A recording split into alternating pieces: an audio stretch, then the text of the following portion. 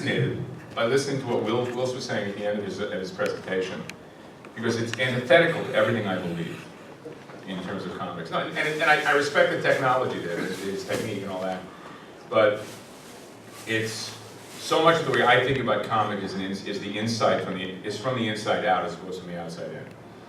And anecdotally, I feel and I believe earnestly that I am the least naturally talented and the least naturally gifted of my entire generation. I came in, you can't know what it feels like to be in your early 20s and to walk into a room with a really barely filled toolkit of skills and have Bertie Rice waiting for you, who was the great technical master of my generation, an astonishing talent. And yet, here I am at 67, still working, and Bernie's in a grave. And I can say almost unequivocally, without contradiction, that there's only one other guy in my generation who's not doing work on a steady, regular basis that isn't a parody of itself. And that's because, like my mentor, Gil Kane, who was also equally untalented and unskilled and ungifted, that I could learn how to do what I did. That it was a taught craft. That it was a learned skill.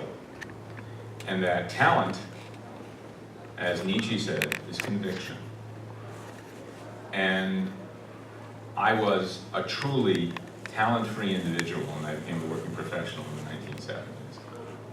And over a 10-year period, I acted out that terrifying experience we all had in high school, when for that brief moment we believed that guidance counselor that our behavior was going to be on our permanent record.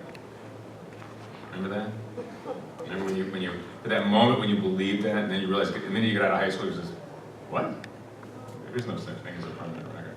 Well, my life, the first 10 years of my career is my permanent record. And I'm ashamed of the work that I did in the 1970s. It's awful and lame. And unfortunately, in its awfulness and lameness, it's also associated dramatically with the most commercial project I've ever been associated with. And thus, my career is poisoned and toxically based because of the work I did in Star Wars. I did 10 issues, 6 of which were the adaptation of the movie. And it's in no way reflects what I do for a living. It has nothing to do whatsoever with the artist and talent that I became in my early 30s. We forgive you, we love Star Wars, it doesn't matter how bad it was. See, that's the point. You and I we're podcasting now, you see what I mean? Yes. That's exactly the point I'm going to make. See, you're way ahead of me. It is in the comics company's best interest to convince you, the consumer, that the material is the brand. Yet we as the talent know that the talent is the brand. And yet you guys are willing to allow the companies to convince you of the fact that it's okay to have shitty versions of material you love, as opposed to taking a chance on something that's well made of something you don't know. Okay? It's one of the reasons why I have no interest whatsoever in what the audience thinks of me or the work we do. If someone comes, I made a promise to my wife over a decade ago that I would not read anything about me on the internet, positive or negative, good or bad reviews, because I felt the neutrality was a really safe place to be. I made the mistake at that point of reading a series of comments after I'd done an interview on the internet. And they were venal, petty, small-minded, vindictive, hostile, shamefully ugly, and all anonymous because, frankly, the internet is a haven for pussies. And I try to tell that to my kids and they don't listen. Well, tell them from me.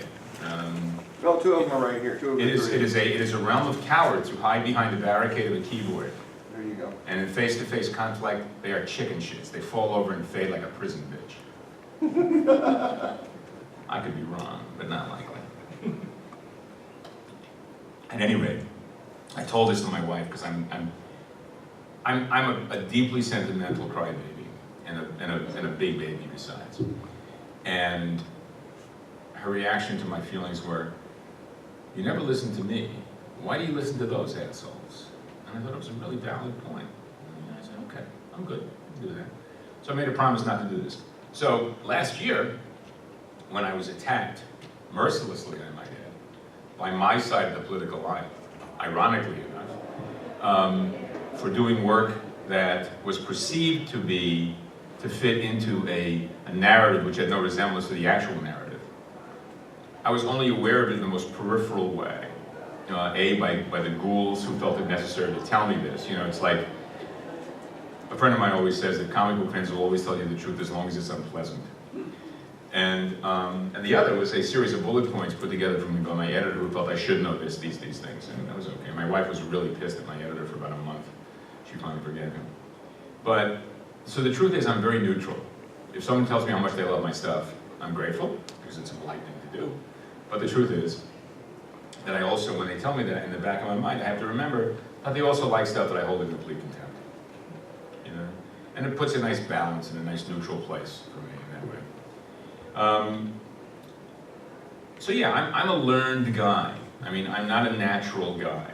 I mean, everything I am comes from the head and as opposed to the gut. Which, you know, it's the generation that's going to be running the world in the next 15, 20 years puts a lot of faith and tone in the phrase of authenticity, which I've come to believe is faking honesty, you know. I've always been authentic by my own terms and standards, simply because I don't know when to shut up. I'm the kind of guy who, when I was a drinking man, was a magnet for shit in every bar I ever drank in. I always attracted the head taller than me drunk, who wanted to be my friend, and then by the end of the evening wanted to beat the living shit out of me. That was who I was. And that carries forth into my professional life as well. So I didn't become a talent of any real value until the early 1980s. And the work that I did then was the result of having spent 2.5, 3 years away, working in a field in which my presence in comics had no context. And I came back to comic books to do a book called American Flag. And the American Flag was an attempt to demonstrate what I could do if I actually worked really hard, because I'm by nature a pretty lazy guy. I mean, someone asked me what I really wanted out of life, and I said I wanted a job that involved basically tasting macaroni and cheese. Not that yellow stuff in the box. I'm talking the really artisanal stuff, you know, the really good cheese from Spain, you know, like really good macaroni and cheese. Like Lil Abner. Lil Abner's dream job was mattress tester. I thought it was a really good idea. And the problem with doing American Flag, the way I did when I did it, is a problem that I explained to a colorist I recently hired over the past couple of years, which is that once you set a bar for your work, unless you're willing to ignore and deny self-doubt, you got to maintain that bar for the rest of your life. And that just sucks. It's really hard, because I am not naturally gifted. I am not naturally talented. I have to learn how to do everything I've done, because I'm afraid of embarrassing myself in public. So, that's what I do. So, the problem with this particular panel is that I'm being filmed, so I can't say anything scabrous or hostile at anybody in particular. Say it, we don't care. What's that? Say it, we don't care. I do, because I only speak ill of the dead, because they can't defend themselves and you can't hurt their feelings. And I have a real aversion to expressing opinions of my colleagues in public, because then it would allow them to do the same thing about me. And the fact that they do, whether I allow them or not, is irrelevant. I don't want to support them in their attacks. As much contempt as I may have for the members of the internet police and the gatekeepers of moral performance, I'm more upset by those members of my community, my working community, my colleagues, who pilloried me for a book that they did not read. And I'm waiting for any one of those guys to come up to me, meet me in a casual thing, you know, at a convention or at a party at a convention. And I'm waiting for someone to use the phrase "no hard feelings," because I will then demonstrate for someone who's profoundly ignorant just what hard feelings looks like. Because I'm venal, petty, and small-minded by nature. And I have absolutely no problem whatsoever in telling people exactly what I think. But I have to be confronted. I should tell you, newcomers, that I do not use public school language. If there is a child in the room and you want your child to hear foul language, I would leave. This is protecting you, not me. Okay? Seriously. We've already had one guy tell me that it was okay. If it's okay with you, all right, just, the disclaimers apply. I'm serious, I talk shit, you know, I really do. I mean, understand, I'm a good person, but not kind, okay? I'm kind of mean-spirited, I'm sort of mean, and I'm not particularly pleasant to be with, unless I like you enormously, in which case I fall over you like a cheap dog. At any rate, I'm doing a new book. And the book is called Hey Kids Comics. And an indication of the cultural amnesia that exists in the context of my business, I was interviewed for the Image Folio, their promotional magazine, by a guy who thought that the title meant that it was a kid's comic book. What a schmuck, if you'll excuse me. I mean, yeah, I mean, really. You know, I grew up in a world of spinner racks and racks. And the words, Hey Kids Comics, was on that every fucking rack. It was there every time, in red lettering on white. And the book is basically, at its heart, a fictional history of the comic book business. And about a year ago, when I started this project, when I started doing the planning stages, I tend to work way ahead. And I mean, for example, Midnight of the Soul started 15 years ago before I did it. I put an email up, on Facebook, rather, I put up a note that said, I want to hear anecdotes from professionals and fans alike about the comic book business, about their own experiences, about rumors and innuendos and everything else. And every single thing I heard from everyone else was a settling of a score, which was exactly the opposite of what I wanted. Because I'm not interested in doing a poison pen letter. Comics is a calling. It has more in common with the Jesuit priesthood than it does with movies. Anyone who says they came to being a professional comic book artist as a second choice is, with all due respect, full of shit. It is a virus. It attacks you, and frequently from the first moment you are exposed to it, it is in your being. That was my experience. When I was 4 years old, I was given a refrigerator box, halfway filled to the top with comic books by my two cousins, one of them 7 years older than me, one was 5 years older than me. They both outgrown comics at this point. They were, like I say, 11 and 9 respectively. And in those days, when you read comic books, you read comic books. You didn't read a genre of comic books. You read superhero comics, you read funny tales, you read teenage stuff, you read horror, you read everything. And I got into this box, and I can still bring to mind the sense memory of the smell of that mildewed paper. And this had an electrifying effect on a par with that of the soul on the road to Damascus. It changed my life. It was transformative. It really did. It changed me. And at 4, I knew intuitively that someone made this shit. It didn't just happen. And I wanted to be one of those people, despite my laziness and lack of talent. And I did it. I did it. Okay? I'm 67 years old. I'm 46 years into a career. And I would say 36 of those years are worth trying. The rest, not so much. Not so much. But a couple years back, I was at the San Diego Comic Book Convention. I don't go to the San Diego Convention anymore. I decided to refuse any invitations to further come because it's a waste of my time. They don't know what to do with me. I'm too fucking weird for the mainstream, and I'm too fucking mainstream for that weird. And I'm that weird guy. I'm that marginal thing. You're perfect for us. You're here. Yeah. Well, but you have to know. I mean, let's face it. I mean, I'm a profoundly influential figure in the comic book business that most of the people who read comic books don't know about. You know, I mean, I changed the physical architecture of the way the page looks. We read your shit back in the 70s. So. But you also read it in the 80s, too. Well, okay. That's unfortunately when I stopped. You missed American flag? I missed it, sorry. I mean, what the fuck, man? Look, all right. Let me give you a quick story. You ready? Yeah. Okay, this should be. I like this. Okay, I was buying the shit out of comics in the 80s. I was in college. How old are you now? 54 this year. Okay. So I got out of college and then I moved to the Antelope Valley, and there was only like one comic store, and they wouldn't save comics for me to pick up. They said, no, come get them off the shelf yourself. So I said, fuck you. What is right? What is wrong with them? What kind of pull list here, kids? No pull list. He wouldn't do it. So that was just it. Then I got married, and then things happened. Now I've got kids, and now I'm going back to the comic store. And these guys are nice, and so I'm starting to slowly get back. That happened recently. All right. I'll give you a list. That's what you should be reading, okay? I don't know, because I go into this fucking place and there's like 300 of every title, and I don't know what the fuck they are. Look, I live in Ventura, okay? I don't know what they are. I live in there are two comic book stores in Ventura. One of them looks like it's run by like a house of horrors, that there's serial killers in the back. They're just waiting for the vans to come in, you know? That kind of guy, you know? That kind of odd smell. The other one is a very clean, well-lit space, and it's all very well stocked. But it's like looking at the wall. It's like having floaters. You know, it's like, what? Yeah, that's my place. I'm hip. I don't read comic books anymore.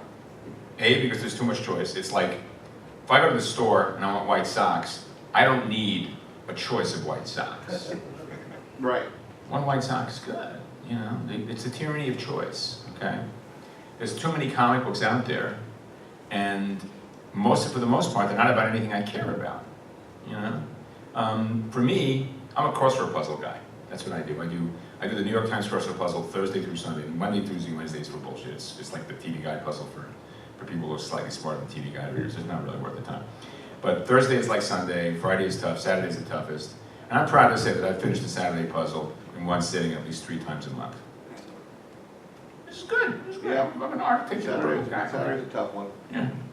But the truth is, that has more to do with what I feel about doing comics today than I did when I started. Because for me, comics today is solving narrative problems.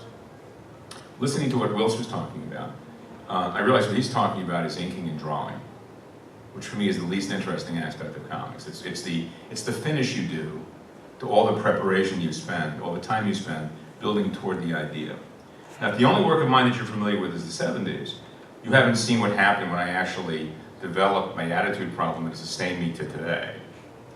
And I developed a language and a form in the 1980s, starting in 83 with Flag, and ending in 89 with Blank Kiss, which is the first genuinely successful X-rated comic book. It was utterly filthy and utterly disgusting. And it was an attempt and a reaction to an attempt by the two comic book companies in collusion, Carmen Infantino and Stan Lee, to create a rating system to control the content of comics. I have spent my entire life pissing and moaning about anybody having the goal to control the content of comics. I am disgusted by the idea of the concept of censorship.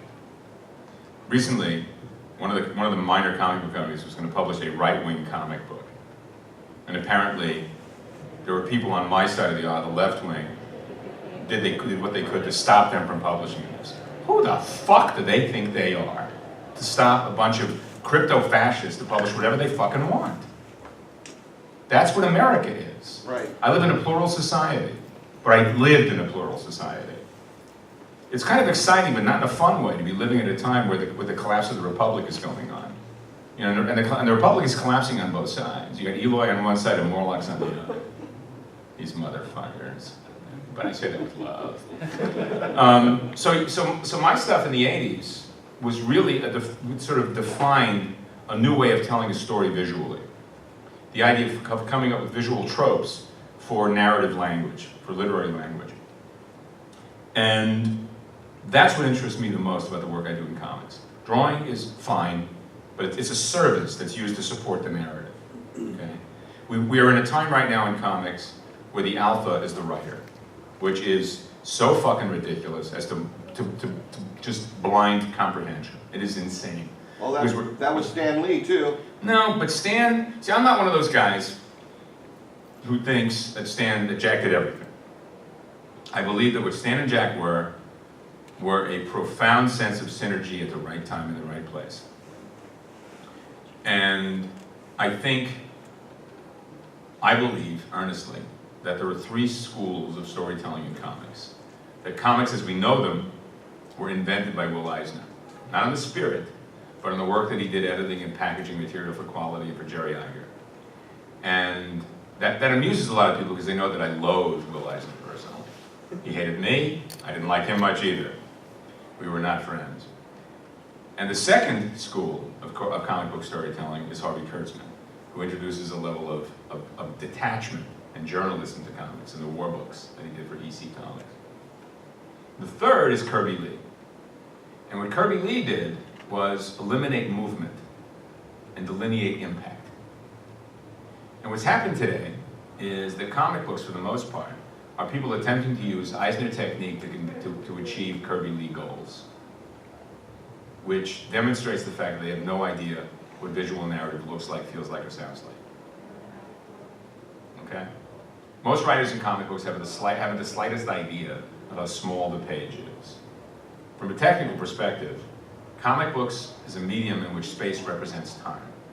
The amount of space invested in a panel is directly related to the amount of time involved in the action in that panel. Does that make sense? Oh, yeah. Is that clear? You'd be surprised how few writers have the slightest grasp of this. That they feel that comic books are simply just a series of frames.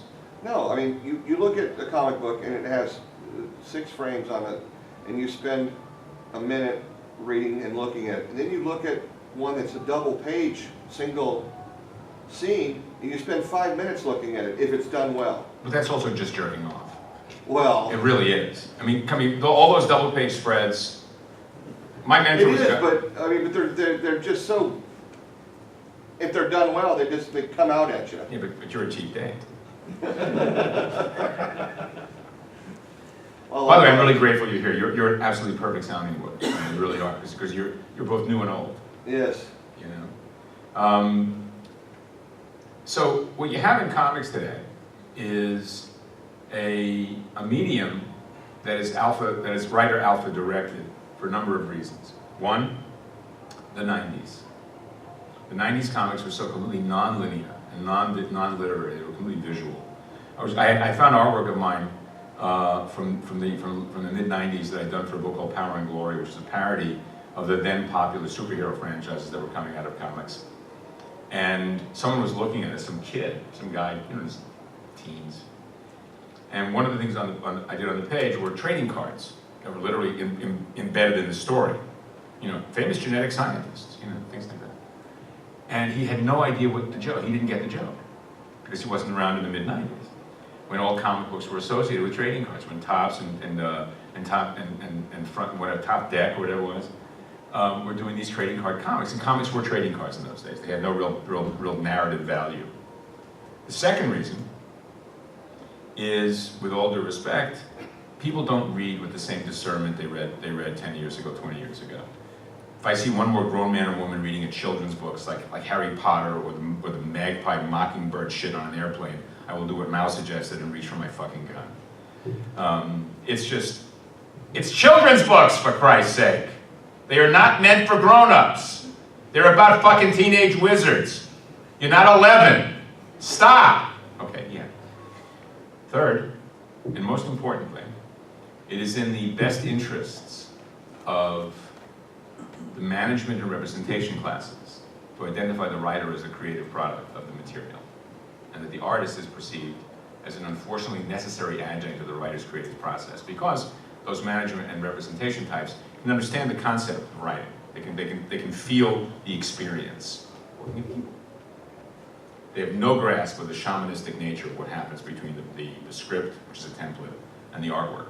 So mostly, when you react to how much you love the writing of a comic book, what you're actually reacting to is the execution of the artist's work of the writer's template. Okay? But most people don't know that or care. Well, you know, if you read the words without the picture, it isn't going to make a lot of sense. There's nothing there. There's nothing there. No. So my wife has never read a comic book in her life. Okay, and she's really a happy, normal person, and I have no problem with this. I'm really good. It means she stays out of my business. And the reason she's never read a comic book in her life is she doesn't know where to go first. And I try to explain to her that it's a Gestalt experience. I actually use that word in a sentence. I know what I'm talking about. And you did it right, too. I did. Thank you very much. I'm that guy, you know. And, you know, I said the closest comparison is watching a film in subtitles. You know, that you cease, at a certain point, you cease to be aware that you're reading the language, but you're hearing the language in the words that are being spoken in a foreign language, but they're in English. That's bullshit, fuck that, I'm not here. So it never happened. But it's got me thinking about how people read comics and why. And I realized that what it was about comics that I was most interested in when my first instinct was that I loved the stories, I loved the heroic narrative. I loved the fact that I was a fat, friendless, pointless little fucker in Brooklyn. and that comics gave me an opportunity to dodge reality. It was my first drug, okay? And the minute I became a working professional, that ended. That ceased to be. I ceased to draw the same pleasure that I did back in the time. But a year ago, I got a call from a producer asking me to appear on a documentary series about comics to talk about Stan Lee and Jack Kirby. And I said, I've never met Jack Kirby. I met Stan Lee twice. I have nothing to say about either of them other than one might consider more seriously who you choose to collaborate with in your life. And the only career I have any interest in discussing as a talking head in any television series is my own. Never heard a word from them again. So you never met Stan Lee even though you worked at Marvel? I met him twice. Oh, you met him twice at Marvel? One, he called me into the office and gave me shit for doing a book he didn't like the artwork on. Like I give a fuck. And the other was I was partnered up with him on one of his really terrible ideas for a television series when FX was just getting off the ground. This is years ago. This is nearly 20 years ago. And he never remembered me. He's too solipsistic to remember anyone that doesn't involve direct payment. And I never met Jack. I mean, I lived in New York until I was 35. All the guys I knew lived in New York. I knew the old guys I knew were Gil Kane, Frank Giacoia, Carmen Patino, Mike Esposito, Ross Andrew, Russ Heath. I knew all these guys. But Jack was already in California, and I really wasn't that interested. I loved that stuff when I was 12, but when I became a professional at 20, and I just wasn't that interested. The stuff I was interested in back then was more, frankly, a bit more elevated. I went for I was a big fan of Jean Giraud, Mobius, and Jean-Claude Mézières, who did Valerian. I got turned on to the French material very early on. And I was looking for different ways to do shit, but I didn't have the skills to do it. And the skills finally emerged after spending a couple of years working as a paperback artist. And, I was grateful for that work. But the comic book stuff that I'm interested in doing now is all about finding ways to tell different stories, because I just don't care in any really involved way about heroic fantasy or superhero stories. They just don't interest me. I love them so much. You cannot know how much I love them. I have a photograph of me at the age of 17 over my drawing table. I weigh 265 pounds. I'm tying a rope belt. I have an ass that's bigger than the Buick I'm standing next to. And I was the archetypal comic book fanboy. I collected comics. I was a Golden Age collector when it was affordable. And I just loved this work so much. But as an adult, and literally starting in my mid-20s, I assumed that my generation was going to be the last generation of comic book talent, because we had the concept of saving paper wasn't really extant. And the assumption was the comic books would be destroyed by the advent of computers, which would eliminate paper. As that worked out for us. And I assumed, with the talent pool that existed in my generation, guys like Kaluga, Rice, Simonson, Alan Weiss, Frank Brunner, that what you were going to see was the evolution of a nascent version of EC. The EC comics that were there in the 1950s. And I realized ultimately the only people who cared about that stuff were the guys who were in that group. None of the audience gave a shit, because the audience had been infantilized by the Comics Code. When the Comics Code came in 1954 and demonstrated that comics were exclusively for children, it infantilized the audience as opposed to the material. So you now have 50-year-old men reading the same shit they read when they were 13, with a slather of gravitas to make them feel better about reading children's stories. I mean, let's face it, Batman is about a rich guy who had a bad day when he was 8. That's basically it. A year ago in March, I was in New York, and I was at the Big Apple show, and I was supposed to do a panel about the comparative relationship between Bruce Wayne and Donald Trump. And they pulled the plug on it, because they didn't want any trouble. Okay. But the reality is... They were pussies. I'd like to meet my cellmate, ladies and gentlemen. That's the truth. Yeah, well, yeah, it's true. But the intense need to believe in the kind of fantasy heroes that exist in comic books is something I no longer have. But I love the medium of comics so extraordinarily that I've spent my entire life, my adult career, chasing other ideas, doing westerns. The new book looks more like a romance book than anything, because there's no action. There's nobody punching anybody. There's no melodrama. I mean, somebody was looking at the page. I have the first 14 pages of this new book at my table. Someone was looking at it and they were mystified that there wasn't any of this, the angst and overreaction that we associate with comic books, with the almost the kabuki/silent film acting that passes for characterization in comics. I don't have to do that. I'm good at doing simple, normal human beings behaving in a normal human way and conveying genuine emotion through subjectivity and objectivity. That's my job. You know, I'm not that good at putting guys in tights and having them fly across the sky, but I am really good at having two people yelling at each other in a room and knowing exactly how they really feel about each other by their body language and by what they're saying. That, for me, is a skill set that I admire in myself. Okay. I'm a guy who's more interested in making interesting pictures of uninteresting things than drawing caped guys beating the shit out of other caped guys. Doesn't interest me. I can do the caped guys, and I'm grateful for the work when it comes in, but I don't solicit it. It's just not for me. I want to do westerns. I want to do crime stories. I want to do period stuff. And one of the opportunities that this book gave me was, the new book, was to talk about the men whose shoulders upon whom I stand. I find it interesting that so many of the men of generation after me, with very few exceptions, seem to acknowledge that they had influences at all, that they learned their shit from others. And I stand on the shoulders of giants. I stand on Wallace Wood's shoulders, Gil Kane, Gray Morrow, Neil Adams, and from a rabbinical perspective, Joe Orlando. Joe Orlando was an editorial coordinator at DC Comics who civilized me. I mean, I'm a reasonably civilized looking guy. My hair's combed, I'm shaved. I'm wearing a Brooks Brothers shirt, you know, I'm wearing clothes. When I started in comics, I was a fucking barbarian. I cannot convey to you how barbaric I was. I was unformed, I had no ideas, and I was just desperate. All I cared about was comics and sex. I was 20. It was like, you know, the concept of being involuntarily celibate at the time was not that. For me, it was like it was a long season without rain. You know, it was like, I gotta go, I gotta get this, you know.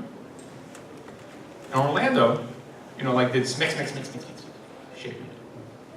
Told me how to dress, comb my hair, cut my hair, shave, show up, be presentable, speak in a reasonable tone, don't raise my voice, accept other people on their own terms and let them come to you. Oh, what? What? I was raised really badly. I was raised in a home of wolves. I have two brothers who were lost, but I'm the only one that sort of made it right. And I'm like, you know, damaged goods as it is. But Orlando shaped me up, and these other four guys taught me everything I know about the work I did. And there are all these cats running around right now who behave as if they were like ejected from the brow of Zeus, born with skill, born with gifts. You know, it's like knowing shit, like they're fucking woke. Woke? No. One learns to be woke. One is not born.